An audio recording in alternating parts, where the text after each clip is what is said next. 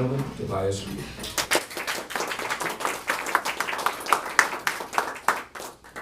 Thanks very much for giving me the chance to be with you. I guess I gotta adjust the microphone here a little bit. Bring up just a little bit more. Okay. There we go. All right. Speak away. Everybody can hear me, I hope. So I want to set an appropriate bar here with the end of summer, the beginning of your season, and leave lots of room for the speakers who follow to exceed it. I'm excited to have the chance to talk about the session.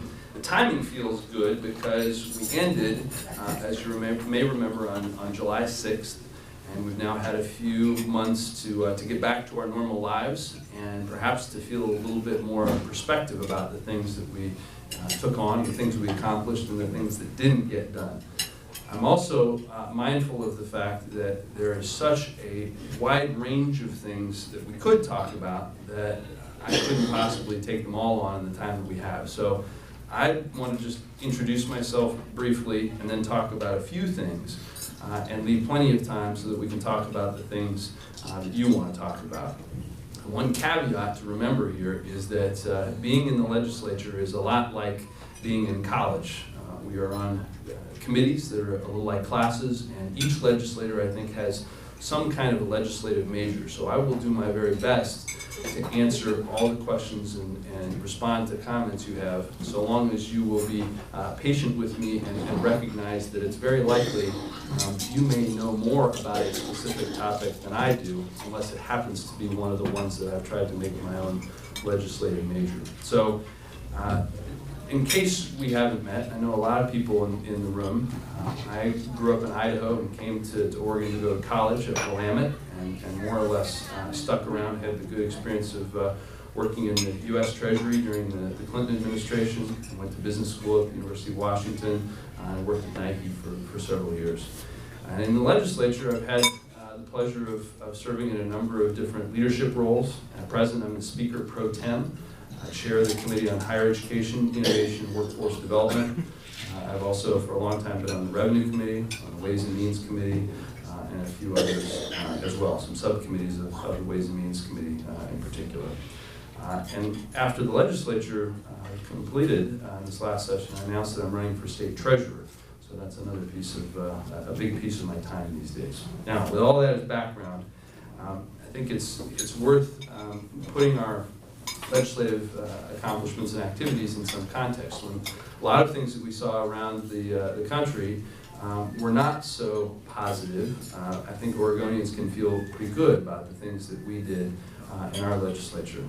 Improving our education system was a real key, and adding several $100 million to our K-12 budget. We went from $6.8 billion in the last biennium to about $7.4 billion in this biennium. One of the ways that we did that was including a trigger before our final revenue forecast was issued in May, saying that about 40%, at least 40% of any increase would be dedicated to K-12 education. That amounted to about $100 million when all was said and done, and we ended up at about 7.4. I don't think there's anyone in the legislature or probably in this audience who would say that that's adequate, but it is worth remembering that that represents a significant increase over where we had been. In addition to that, just last week, we saw the beginning of full-day kindergarten around the state. That was a bill that we passed a few years ago, and I was privileged to carry that in the House. Now we're seeing the promise of that as young Oregonians get started with a full day of kindergarten. The payoff in that will be dramatic in years to come as students get off to a better start and have better performance as they work their way through the rest of the education system. We also made a significant step in making community college available at no cost to Oregonians as it relates to tuition. The Oregon Promise is a huge deal for Oregon. We're following the footsteps of Tennessee, and lest you think this is just about the promise of education, which it certainly is, it also has a huge economic benefit to the state. We're following the experience of Tennessee, who has had a really big influx of federal dollars as a result of this program, because what we've done is required students to pursue all the federal aid that they're eligible for, and the Pell Grants that will flow to Oregon will be significant. So the financial leverage is big, and the opportunity it opens up for students will be huge as well. And finally, as it relates to expanding opportunity as a theme, I want to mention a bill that often gets overlooked. I was talking to Steve about it earlier. Do you remember in your days having to buy expensive textbooks? This is a complaint we've heard regularly from students in the legislature, that not only the cost in general, but the impact it was having on their choices, which classes they were taking, how many classes they were taking, the possibility of having to choose between textbooks and food or rent.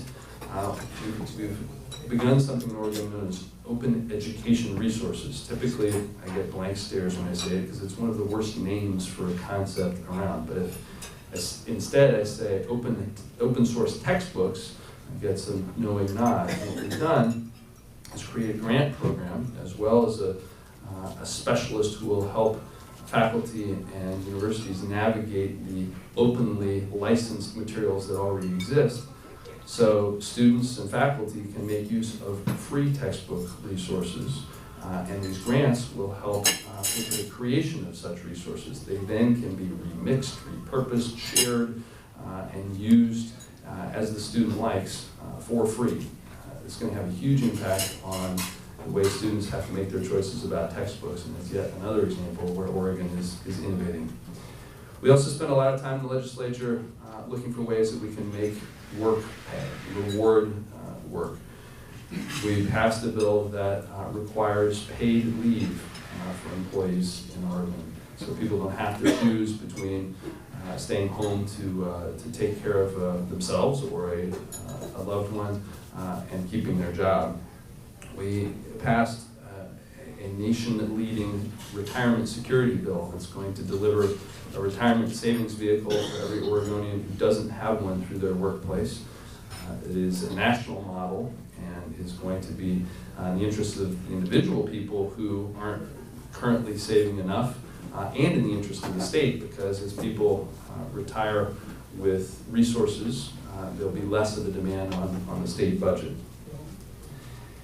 And we also made another example of something that often doesn't generate headlines. I'm very proud of the Oregon Innovation Council. We've talked about that in this setting before. It's very much like a small venture capital component inside the state budget that's doing an excellent job of connecting cutting-edge research and development at the state's universities with the marketplace. We have had to go to great efforts over the last several biennia to make sure that commitment continues. And we were able to make sure that the signature research centers that are a part of the Oregon Innovation Council are now part of the base budget for the Business Development Department. The content of those signature research centers and the lineup will change over time, but making an ongoing commitment to the kinds of innovation that will spur new technologies, new industries, new companies, I think is something we can be very proud of. I also mentioned just a few things as it relates to a fair playing field, a fair shot at prosperity. We've passed a background check bill as it relates to firearms transfers and purchases. That was, for me, not a hard vote. I recognize that people have very strong feelings about it, and it's not something that I think should come in the way of people's traditions in using appropriately and responsibly firearms, but I think there is a very good reason to suspect that it's going to make for a safer state, and something that we can be proud of as well. We passed a bill, one of the times I get to use Old French based on the CPRE doctrine. Before we passed this bill, Oregon and New Hampshire were the only states that in a class action, this is that legal procedure where many people are entitled to often small damages as a result of being overcharged or defrauded. In fact, you probably have all gotten a postcard at some point that says you might be entitled to $3.18 because of something you didn't remember or didn't understand. If you're like most people, you probably didn't take the time to fill out that form and return it. Before this bill, Oregon and New Hampshire were the only states where those unclaimed funds were retained by the company who had been judged or agreed to owe them. As a result of the bill that we passed, those dollars that are unclaimed will now go to an endowment for legal aid. These are the overworked and underpaid attorneys who help with evictions and temporary restraining orders and so on. We gave the judge the discretion to award up to half of those dollars to another charitable purpose if there is one that is more closely related to the issue in play in class action. But those dollars are not going to be retained by what's known as the tortfeasor, the company who was judged to owe or who agreed to pay. So that's a significant one. We made some really significant investments in housing this year as well. The lack of access to affordable housing continues to increase, and we used a substantial portion of our bonding capacity to finance some new construction for affordable housing around the state. As to what's left, the list is plenty long. I will just mention a few things that are priorities for me, and I'm sure you will help me fill in that list. I'm very disappointed that we were not able to come to a transportation and infrastructure package. I think those are one of the things that should be above or beyond partisan politics. It's one of the things that has an impact in the short term because of the construction jobs that are associated with infrastructure, and a really long-run benefit because of the way it adds to the capacity of the economy. I'm glad that we protected the clean fuels bill, but I'm sorry that it didn't happen in a way that allowed for transportation and infrastructure to move forward. So you can count on me to continue being an advocate for smart solutions on transportation and infrastructure.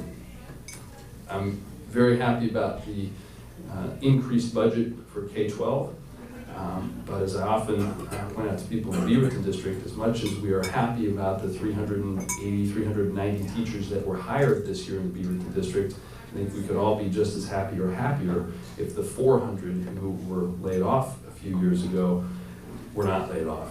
And that speaks to the issue of revenue stability. I could talk for a long time about that, but I think we have big needs and big opportunities to smooth out our revenue structure, and that has significant benefits to allow us to think about how our programs and services should be operated and designed in the long run instead of these very short-term decisions and strategies that don't serve us well. And last thing I would mention is the continued need to support innovation and business expansion. Our state is so dependent on income tax for all the other things that we want to do. We're all going to be well served by a growing economy, and that comes from businesses expanding, growing, hiring. And I think there is an important role for the state to play in supporting the kinds of research and development efforts that don't happen on their own. The Oregon Innovation Council is one example of that, but there are others. And the state has been doing an important thing in filling capital gaps for growing businesses through the Oregon Growth Board, both of which need continued legislative support. So I hope I've not put you all to sleep with the laundry list of things that we did and didn't do, things that we should do, but I hope that gives you some food for thought, some things that you might want to point out to me or questions you might want to ask. Again, I'd say I really appreciate the Public Affairs Forum, the work you do, and the chance for me to help kick off today's discussion. Thank you.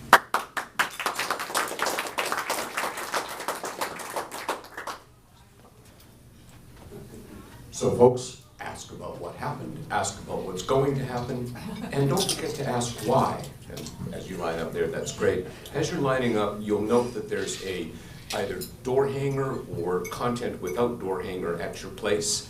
We're not asking you to go and put these on doors. This is just something that we're doing to get the word out that we're existing. And if you know people, tell them about us. After all, there's so many people that aren't here that are missing Tobias. I'm kind of feeling sorry for them. So help me get them out here. Thanks, and we'll go to our first question now. Feeling sorry for me or for them? Them. Nice to see you, Tobias. I'm Marilyn McWilliams, forum member and on the 12 Valley Water District Board. Tobias, I'm curious. Marilyn, I hate to interrupt. We're going to turn your microphone on, kill the fader. We want you to be heard. Your voice is beautiful. Thank And you. would you bring it up and talk for a second? Okay. We can hear you now, Oh, thank you. Good, great. I'm thinking back to last Friday in the Oregonian, there was a front page piece about the unfairness of the property tax laws now, and looking at whether Measure 5 really needs to be revamped or replaced. Is there any will at all in the legislature to get rid of Measure 5? I think there's no question that there's will in the legislature to get rid of Measure 5, but there's a problem with that, which is that I don't think there's very much will amongst the public. And of course, Measure 5 is a constitutional provision, so the legislature can't do that on its own. In fact, we've had some very interesting polling that was financed by the League of Cities, I think, and maybe the Association of Counties. It's been a couple of years now, but they compiled all sorts of innovative and smart potential changes to the way Measure 5 works. And no matter what combination you polled, I think the highest support level it got in those polls was in the teens. So I often start these conversations, as you've heard at town halls, by saying, imagine we just became a state yesterday and we decided that there are things we'd like to have, schools and roads and various other things, and so we recognize there's a need for a tax system to pay for these things. We try it here too. You remember what my next question is. Is there anyone here who'd like to defend the current tax system as the ideal one, the one we should have? Once again, it's unanimous. So that part is easy. It's the alternative and getting sufficient agreement on what goes next where it falls apart. So I think most everybody who thinks about it recognizes some version of problems with Measure 5. The challenge is then getting people to agree on what comes next.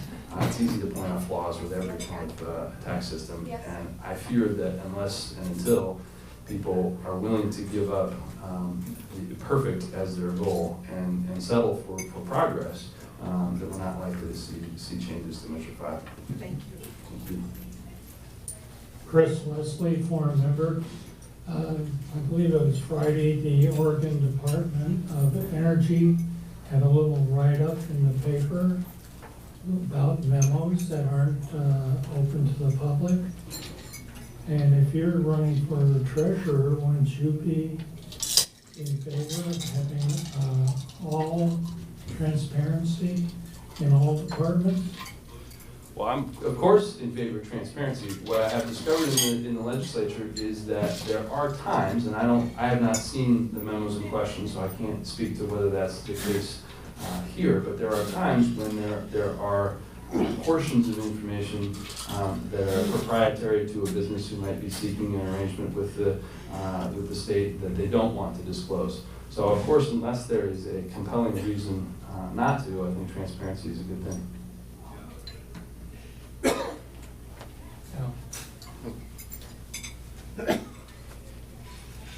Bill Kroger, I'm a paid-up forum member. It's nice to see you, Tobias, and you did a good job. Thank you for being here. I have two questions, and as nobody's here, I'll just ask two questions. First one is, I was interested in whatever happened to the concept of a fast rail from Portland down to Eugene. There was talk of it a couple of years ago, and I just haven't heard anything, so I was curious if anything was going on. The second thing is, and this is in the position of state treasurer, if I know the state treasurer handles the state's money and investments and things, but what kind of things beyond that does the state treasurer do? I get your advertising campaigns and stuff like that. You talk about a number of different things, and I just thought it might be good if you could talk about some of those things. Thanks, Bill. So as it relates to high-speed rail, there's continued interest for sure, and I think it fits with the notion that a transportation system that works well is one that offers choices to people. So it would be great to have high-speed rail in lots of places. It is extraordinarily expensive from a capital perspective, so that's going to be the large barrier to that, as it is to a number of other important transportation options.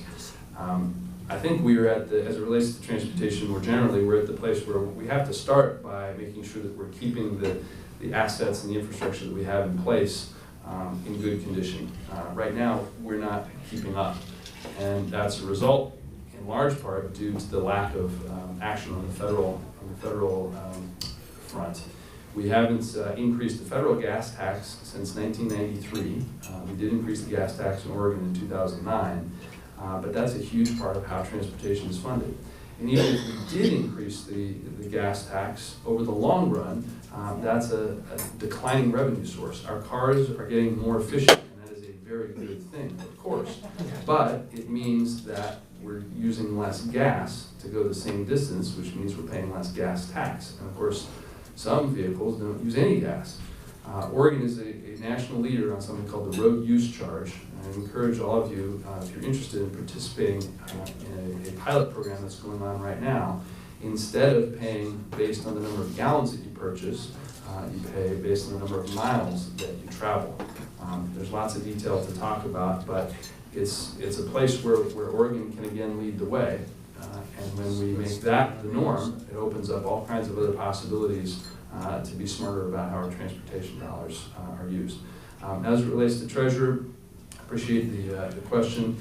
The Treasurer does manage the state's resources, $90 billion. A large portion of that is in retirement funds. The Treasurer serves on the Oregon Investment Council, who makes decisions about how those dollars are invested. The Treasurer is also a member of the Land Board with the Governor and the Secretary of State, who manages state trust lands. And I think all of these things are examples of where the Treasurer has the opportunity to live up to his or her mandate to deliver returns for the state, but also in ways that deliver good results for the state on policy. I have a number of ideas about that, but I want to respect the intent of today's discussion as well. So you certainly look at our website, tobiasreed.com, and I'm always happy to talk to people. Thanks, Bill. Jim Cape, 4 member. I think Jim, you got to step up. That's the camera. So you were very, very close. They got a really good detailed picture of you. That's okay. Jim Cape, 4 member. A few months ago, you had some proposed changes to the state kicker law. Can you discuss your proposed changes to the state kicker law? Yeah, I'm happy to talk about the kicker. So at the risk of telling you all something that you already know, it's worth a quick explanation of how the kicker works, and then I can talk about some of the things that we propose. So right now, the state economist makes a projection about the revenue that the state is going to receive. And if the receipts exceed that projection by more than 2%, and that's 2 years after the fact, then all the excess back down to the original estimate is refunded to taxpayers in the form of a tax credit on the next year's tax returns. That is in the Constitution. Also in the Constitution is that with a 2/3 majority, the legislature can suspend the kicker on a one-time basis. So I introduced a bill that would have split the kicker. When we introduced it, it was estimated to be $473 million. It's declined somewhat now, but it's still in the neighborhood of $460 million. My proposal would have split that, half going to education, K-12 and higher ed, and half to the state's rainy day fund. That did not receive the 2/3 majority, and so nothing happened with that, and the kicker is going to occur. In the long run, I think we should respect the one very good thing that the kicker does, in my mind, which is to prevent us from spending money that's at the top of the curve that we can't count on. That part makes sense to me. What doesn't make sense to me is the result that I just talked about in Beaverton, where we're laying off 400 teachers and then hiring back 300 and some, and riding this roller coaster. What's clear is that we have insufficient reserves.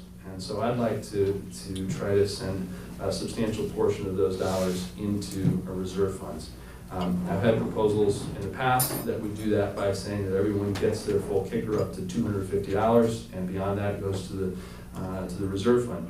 It's interesting to note how the kicker is distributed. In the current one, these numbers were based on the $473 million estimate. I don't think they change much when it goes to 460, but if you're in the bottom 20% of the income distribution, the average kicker is $11. $11. If you're in the top 1%, it's around, it's multiple thousands. So it's heavily weighted at the top end. And the question we have to ask ourselves is what that impact is. Is it better for those individuals to have those dollars, or is it better for those dollars to be aggregated and to keep a teacher in the classroom, to keep the school open longer? That's what I think the discussion we should have about the kicker is. And I think I've had a fairly consistent position. In some ways, I feel like I'm the only member of the Savings Caucus. So I introduced that bill, and as you might expect, generally, I had allies in the Democratic caucus and not in the Republican caucus. But on another bill, in which we tried to sequester a portion of the most volatile source of income, our capital gains tax revenue, not changing the rate at all, but simply saying when there's an unexpected portion of capital gains revenue, we put that in the rainy day fund. The opposite was true. We passed that out of the House with the support of 24 of the 25 Republicans and only 13 of the 35 Democrats. So it's a lonely place being in the Savings Caucus. Hi, Phil Nelson, board member, and thank you for your explanation of the kicker and your attempts to rectify the situation. I'm kind of curious about income tax, however, and maybe you could give us a little bit about the income tax that we pay in Oregon. I'm wondering if there's ever been any discussion about perhaps increasing it, particularly among those who are high income, to make it more progressive in nature and to fund social programs. Thank you. Thanks for the question. So we are very dependent on the income tax. We've already talked about some of the distortions or things that people are dissatisfied with when it comes to the property tax. And of course, we don't have a general sales tax, so it's almost entirely on the income tax. And it's also quite flat. There are a number of rates, but the vast majority of people are in the 9% rate. You get to 9% very quickly as you move up income, and the top rate is for people who make a lot. So there are discussions about that. We had, you may remember, a rather intense battle at the ballot about that in Measure 67 a number of years ago. And there are people who would like to go that direction.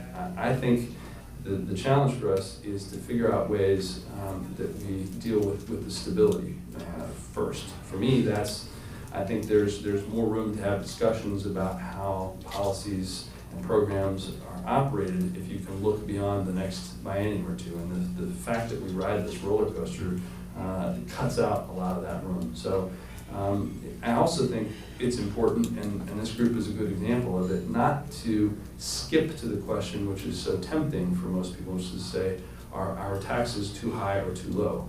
I'm fairly confident in what the answer is going to be from most people if that's the question we start with. I think it's a more interesting and more productive conversation if we say, what kind of state, what kind of community do you want to live in? What kinds of programs are required to build that sort of community? And how do we best pay for those things? Then we talk about taxes. But it's not a critique of your question, because in this room you've obviously done a lot more of that thinking. But in the general public, I think we have a lot of work to do to increase confidence in how tax dollars are spent before we'll be successful in asking for more of them. Thanks. Lee Coleman, a forum member, just paid up. Thank you. You get applause for that, Lee. The failure of the legislature to pass a minimum wage increase is a real concern.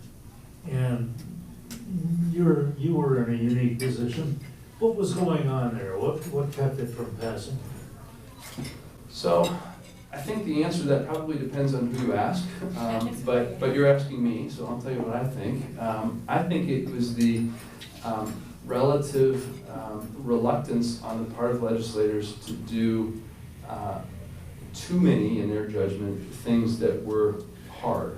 The minimum wage has its proponents and its detractors, just as a number of the other things that I talked about did, and I think there was a certain amount of fatigue, saying we did these other things that were hard, and I don't want to take another hard vote at this point.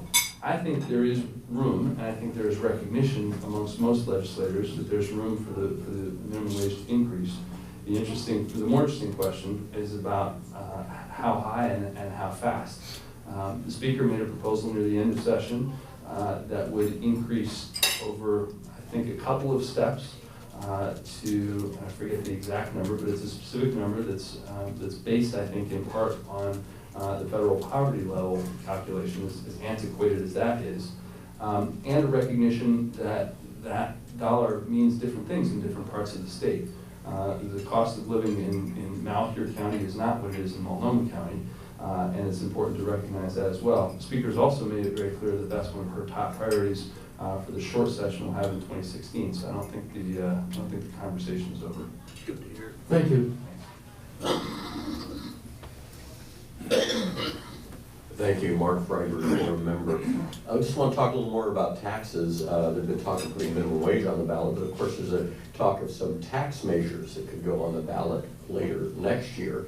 I guess that depends on what the legislature does too, but what are your thoughts on that?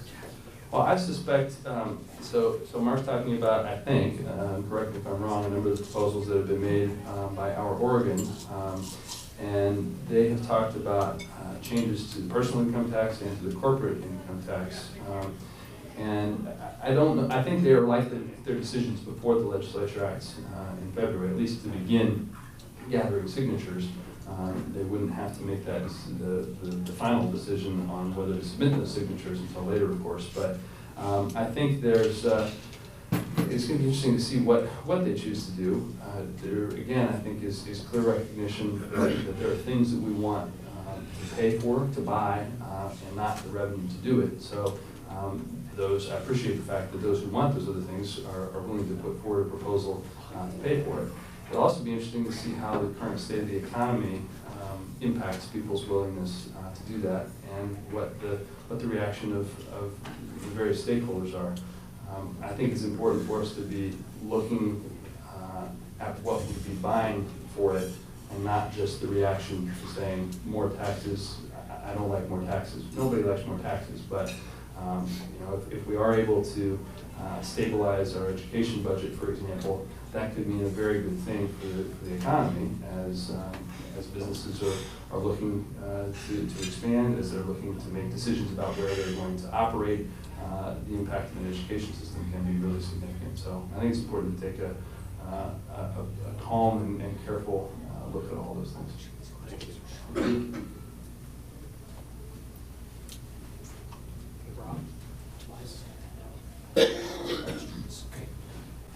Short questions. So, we have a history of Democrats versus Republicans. There's been a new party. To what extent will the independent party have any impact on the two-party system?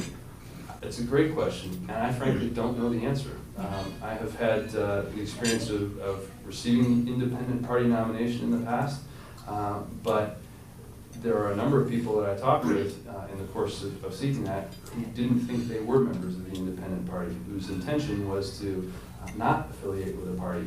So I think it is up to the independent party to a large degree how they choose to define themselves, who they choose to nominate, and where they choose to nominate candidates. I think it'll be fascinating, and it's a chance for us to be living history in a sense as that party shapes itself and moves forward. But I don't have a good answer.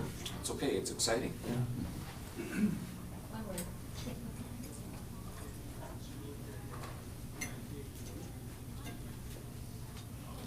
Harry Pudding, board member.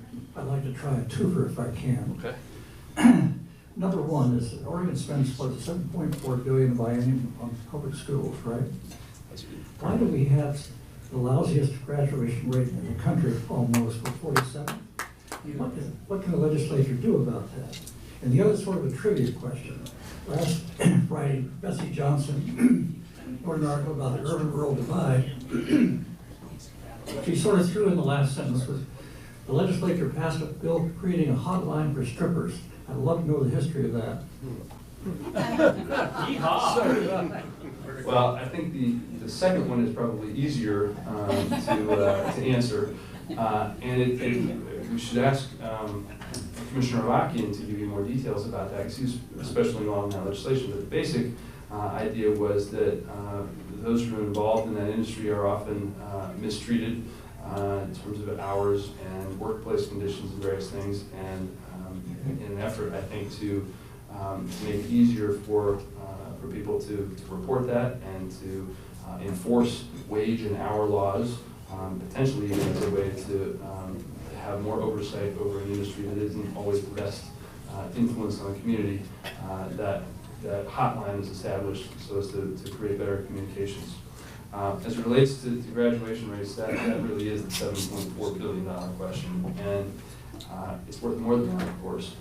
The $7.4 billion is the budget right now.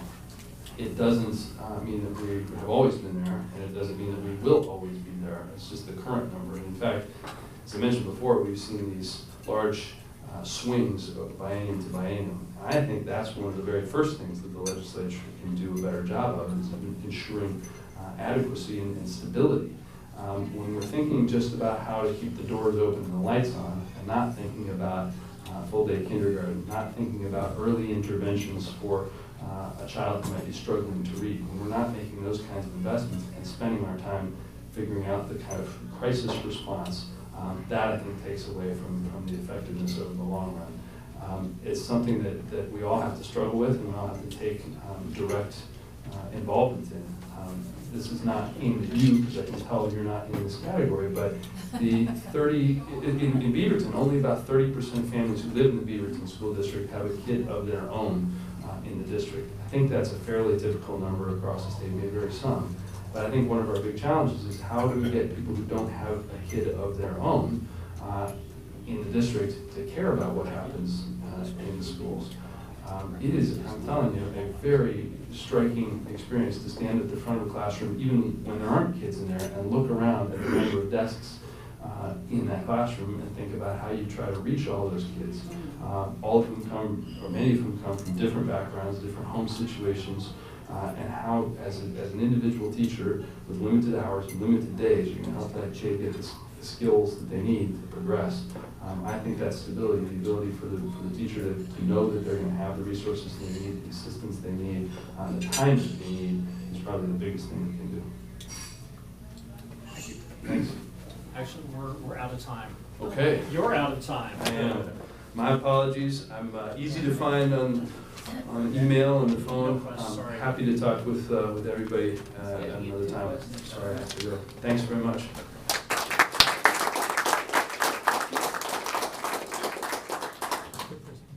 Tobias, you know you've done a good job when there's 900 people still waiting to ask questions. 900. You have said that you're easy to find. I have a funny feeling you will be looked for. Tobias, thank you very much. We really appreciate your presentation. Folks, we're due to time schedules. We'll probably end just a little bit early, but let me advise you that next week, next Monday, same time, same station, we're going to learn about the Washington County court system. Presiding groups, just a second, my memory is not as good. I haven't had too much involvement, thankfully, with the court system. The presiding judge's name is Charles Bailey, and he will be presenting next week. That'll be followed by, well, we have some levies coming up for a vote this fall. And not next week, but the week after, we'll be discussing the public safety levy. And the week after that, we'll be talking about the levy for the libraries. We have a really good season this year. We'll be doing some promotional things. Hopefully the media will be somewhat aware of what we do and that we're here. And really appreciate, we've been out there talking to members and trying to get them to renew, and many of you have waited till today. I understand that we're now a wealthy organization as we started. Lots of people have paid today. And please, we have promotional materials, we have a lot going on. Let's talk it up, let's share it. Thank you, ladies and gentlemen. We'll see you next Monday, same time, same station. Bye.